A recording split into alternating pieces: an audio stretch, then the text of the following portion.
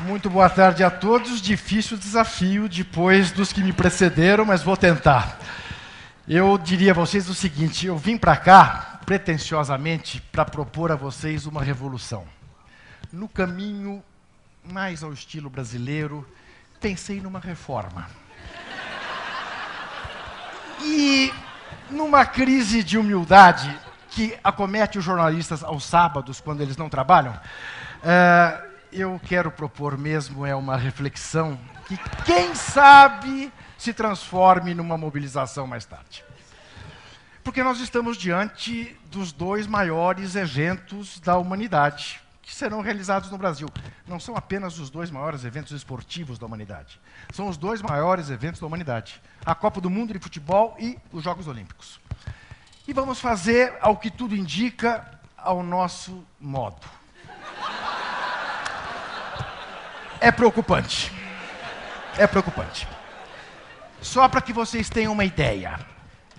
A Copa da França, em 98, teve como símbolo o presidente do comitê organizador daquela Copa, maior jogador de futebol da história da França, Michel Platini.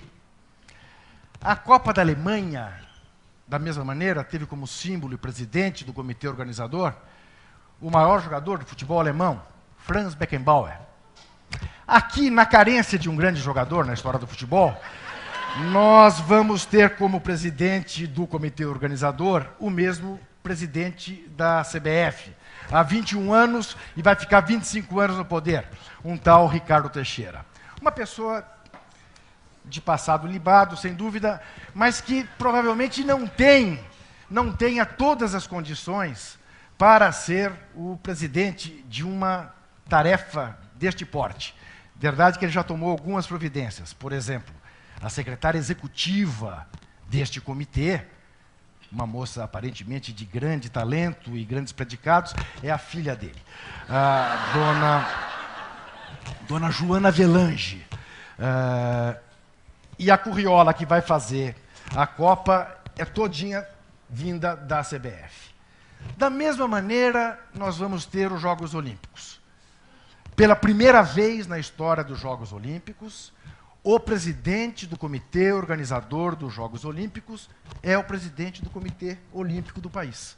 Nosso queridíssimo Carlos Nussmann, que também já está há 15 anos no poder. Alguma coisa no poder do esporte que faz com que eles não larguem. Não há o que faça eles largarem. Muito bem, isso me remete à minha entrada aqui, nessa universidade. Em 1970, eu vim fazer Ciências Sociais, porque eu tinha a ambição de escrever uma tese de mestrado ou de doutorado, cujo tema eu já sabia qual seria. Futebol não é fator de alienação. Futebol é fator de mobilização social. Era uma resposta aos meus companheiros que militavam nos grupos clandestinos e que achavam que futebol era símbolo de alienação. Futebol era o ópio do povo, né? Era o que se dizia. Vocês imaginam um aluno das Ciências Sociais que torcia pelo Brasil na Copa de 70. Eu era visto, ninguém sabia que eu era de grupo clandestino, como eu também não sabia que meus companheiros eram, meus colegas de faculdade. Mas um belo dia, o meu queridíssimo professor Gabriel Com quem eu tive a honra de fazer os 4 anos da faculdade, marcou uma prova, eu fazia de noite a faculdade, marcou uma prova para uma quarta-feira. Eu levantei a mão e disse, professor, tem Brasil e Romênia pela Copa do Mundo. E a classe fez, vaiou. Gabriel, muito democrata, virou-se e disse, nada disso. Espera aí, vamos levar isso a voto. Vamos levar isso a voto. Nesse dia eu fiquei sabendo que a minha classe tinha 21 alunos. Foi 20-1 pela manutenção da prova. Prova mantida, eu peguei o Gabriel pelo braço na saída dos barracões aqui das Ciências Sociais e disse a ele, professor, eu não vou fazer a prova. E foi a única vez em 4 anos que eu ouvi irritado, disse a mim, tudo bem, você vem na sexta-feira e faz sozinho numa classe aí. Muito bem. 12 anos depois, 1982, governo Franco Montoro, depois de muitos anos que não se elegia nem governador no Brasil, sou chamado pelo professor José Carlos Vittaer, diretor do Arquivo do Estado, então também aqui da Escola de Altos Estudos da USP, do Instituto de Altos Estudos da USP, me convida para uma reunião onde um grupo de pessoas pensaria uma enciclopédia do futebol. E eu vou. Estou há uns 20 minutos nessa reunião, quem entra? O professor Gabriel Pon.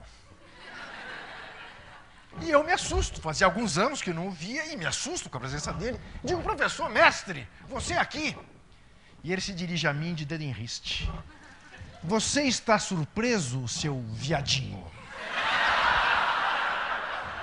Pelas mesmas razões que aqueles seus colegas me impediram de ver Brasil e Romênia na Copa de 70. Eu falei, peraí, professor, nada disso. Você que marcou a prova. Eu te marquei porque sou uma pessoa desligada, como você bem sabe. Na hora que me dei conta, torci para que nós ganhássemos a votação. Mas perdemos.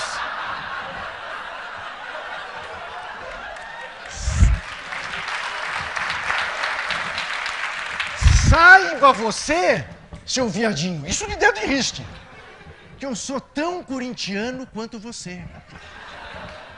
E que não acredito em sociólogo no Brasil que não tem os fundilhos das calças puídos pelas arquibancadas. Nunca me esqueci dessa frase e a uso frequentemente. Aí me chamou a atenção. Agora, Juca, você passou mais 4 anos na faculdade. Nunca você se aproximou de mim, e eu sabia que você já estava trabalhando na Editora Abril, que você atendia a revista Placar, que você virou chefe de reportagem da revista Placar. Sabia de tudo da tua vida, porque eu acompanhava o futebol, porque eu lia Placar. Você nunca se aproximou de mim para conversar sobre futebol. Você reproduzia o preconceito, como se a universidade não fosse lugar para se tratar de uma coisa menor. Bom, e nós sabemos que, de fato, vocês acabaram de assistir aqui, né, um país parar para ver aquele nosso time do Dunga, né? Eu, infelizmente, estava lá, preferia estar aqui, né, para não ter que me submeter àquele vexame, mas, enfim.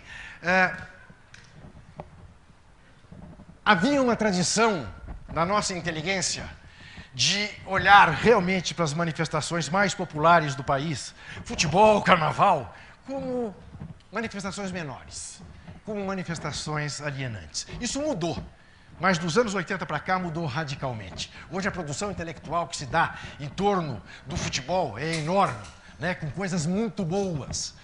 Mas nós estamos diante desses 2 eventos. Eu não quero, e não vou me alongar, e vou cumprir rigorosamente o tempo que eu tenho, mas eu quero só dar para vocês alguns dados que não são rigorosamente de alguém que persegue ninguém, porque com muita frequência eu ouço dizer, o Juca tem problemas pessoais com o Ricardo Teixeira. O Ricardo Teixeira nunca bateu a minha carteira, o Ricardo Teixeira nunca xingou a minha mãe, pelo menos na minha frente, por trás deve ter xingado muito, mas na minha frente nunca, e o Nussmann da mesma maneira. Mas eu quero dar um dado para vocês que não é do século passado, embora o século passado seja tão presente, mas é de 3 anos atrás. Em 2007, nós tivemos os Jogos Pan-Americanos na cidade do Rio de Janeiro. Os Jogos Pan-Americanos do Rio de Janeiro foram orçados em 400 milhões de reais de dinheiro público. E foram gastos 4 bilhões de reais de dinheiro público. Os Jogos Pan-Americanos aqui entre nós são os Jogos Abertos do Interior em castelhano. São jogos absolutamente desimportantes. Os americanos não mandam o que há de melhor, os canadenses não mandam o que há de melhor, os cubanos, no máximo, mandam o que há de melhor por uma política de boa vizinhança com os hermanos da língua espanhola e, no caso agora, felizmente, da língua portuguesa. Muito bem, 4 bilhões foram gastos. Havia 3 promessas de legados do Pan-Americano no Rio de Janeiro. A despoluição da Baía da Guanabara, a despoluição da Lagoa Rodrigo de Freitas e um metrô que ligaria o Galeão à sede dos Jogos lá na região de Jacarepaguá. Para vocês verem como eu sou capaz de ter o ímã complacente, se uma dessas promessas, se um desses legados tivesse acontecido, eu estaria aqui dizendo, olha gente, apesar de tudo, do tanto que roubaram e tal, pombas, a gente olhar para aquela lagoa e vê-la despoluída, com as pessoas nadando, gente pescando, valeu para o Rio de Janeiro. Não cumpriram nenhuma das 3 promessas. Pior, construíram equipamentos. Eu vou repetir, gente, em 2007, 3 anos atrás, construíram equipamentos que não poderão ser usados para os Jogos Olímpicos do Rio ou para a Copa do Mundo, que também terá lugar no Rio de Janeiro. A coisa das obras mais caras, o conjunto Maria Lenk de natação, descobriu-se, tão logo o Brasil ganhou o direito de fazer as Olimpíadas, que ele não tinha a capacidade de público necessária para as competições de natação dos Jogos Olímpicos. Vamos ter que fazer outro. Vamos ter que fazer outro. 3 anos atrás. Então, eu não tenho nenhuma razão objetiva, e nenhum de nós tem, nenhuma, para acreditar que a Copa do Mundo vai ser feita de maneira diferente, ou que os Jogos Olímpicos vão ser feitos de maneira diferente. Nenhuma. Até porque são as mesmas pessoas. E aí dou uma informação. Tão logo o Brasil foi escolhido para sediar os Jogos Olímpicos, um grupo de empresários do Rio de Janeiro, alguns dos mais poderosos, até de meios de comunicação, se reuniu, pediu uma reunião com o senhor Carlos Nussmann e pediu a ele que na composição do grupo organizador, do comitê organizador, houvesse pessoas respeitadas da sociedade civil brasileira.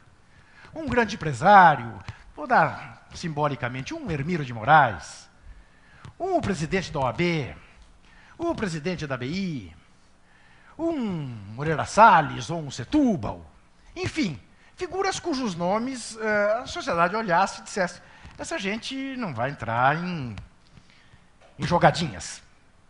E foi vetado.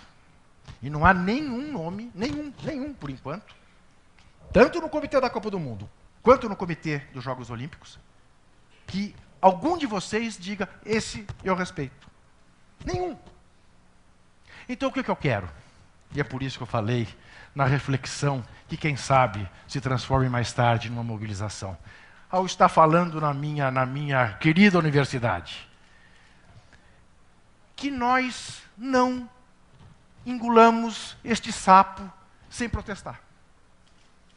Que nós nos mobilizemos, nos movimentemos no sentido de fazer, sim. O Brasil pode fazer uma Copa do Mundo aqui, perfeitamente. Ora, se a África do Sul fez a dele, nós podemos fazer a nossa, eu não tenho dúvida nenhuma disso.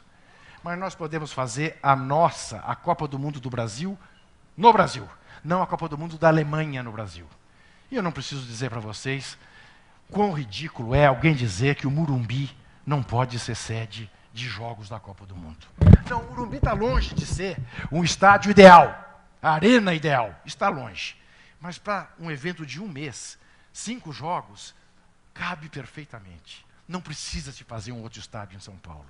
Mas vão construir um estádio em Cuiabá, onde nem sequer futebol profissional há.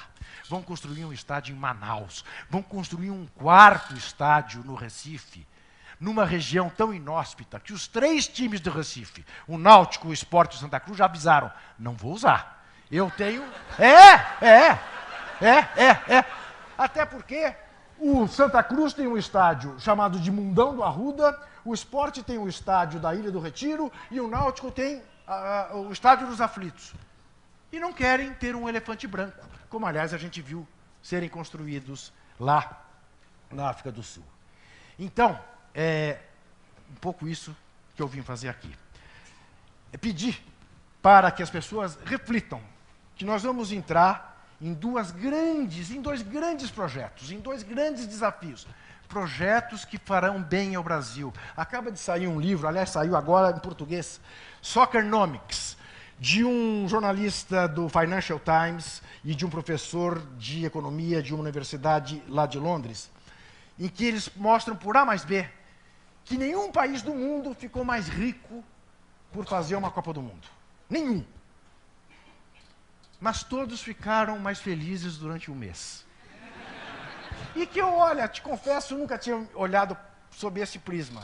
E acho que é um prisma sobre o qual a gente precisa pensar. Opa, fazer um país ficar feliz 1 mês, quanto custa? Talvez valha a pena pagar. É legal ficar feliz 1 mês. E aí eles fazem uma comparação, que me parece muito interessante. Você tem um comercial para fazer do seu país durante 1 mês. É uma chance de ouro para a gente vender esse país. Mas você corre um risco. Fazer um mau comercial. E aí é um outro alerta. quem está encarregado de fazer o comercial é esse mesmo pessoal que fez todas essas campanhas de cerveja que vocês viram antes da Copa, dos guerreiros brameiros. E convenhamos, né? Pior do que essas campanhas, só mesmo cerveja sem álcool. Muito obrigado.